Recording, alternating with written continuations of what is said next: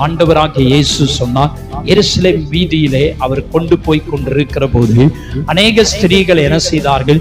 அழுது கொண்டு போனார்கள். அப்பொழுது இயேசு சொன்னார், நீங்க எனக்காக என்ன செய்ய வேண்டாம், அழ வேண்டாம், உங்களுக்காகவும் உங்கள் பிள்ளைகளுக்காகவும் என்ன செய்யுங்க, அழுங்க. எல்லாரும் நம்ம சொல்லணும், எனக்கும் என் பிள்ளைக்காக நான் என்ன செய்யணும், அழணும். உங்கள் என்கிற வார்த்தையில அந்த இடத்துல உங்களை எடுத்துட்டு என் என்று சொல்லி என்ன செஞ்சுக்கணும், போட்டுக்கணும்.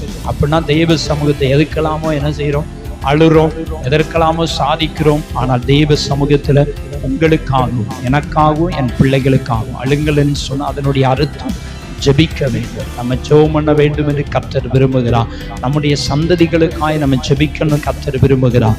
ஏன்னா ஜெபம் என்பது மனுஷனுடைய வாழ்க்கையில மிக முக்கியமானதாக இருக்கிறது. கூரை இல்லாத வீடு எப்படியோ அதே போல ஜெபம் இல்லாத வாழ்க்கையும் அது ஒன்றுக்குமே என்ன செய்யாது, உதவாது. கூரை இல்லைன்னா மழை பெஞ்சா என்ன செய்யும், தண்ணி உள்ள வரும், வெயில் அடிச்சா வெயில் உள்ள வரும், காற்று உள்ள வரும், அசுத்தங்கள் உள்ள வரும், குப்பை கூலமெல்லாம் என்ன செஞ்சிடும், உள்ள வந்துடும். அதே போலதான் ஜெபம் இல்லை என்று சொன்னால் மனுஷனுடைய வாழ்க்கையும் அப்படி என்ன செஞ்சிடும், மாறிவிடும். இன்னைக்கு ஜெபிக்க வேண்டாம் என்று சொல்லுகிற கூட்டம் நிறைய என்ன செய்து இருக்கிறது. ஆனால் வேதம் கற்றுக் கொடுக்கிறது ஜெபிக்கணும்னு கர்த்தர் விரும்புகிறார். தொடர்ந்து நம்ம ஜெபிப்போம். கர்த்தர் நம்மை ஆசீர்வதிப்பார்.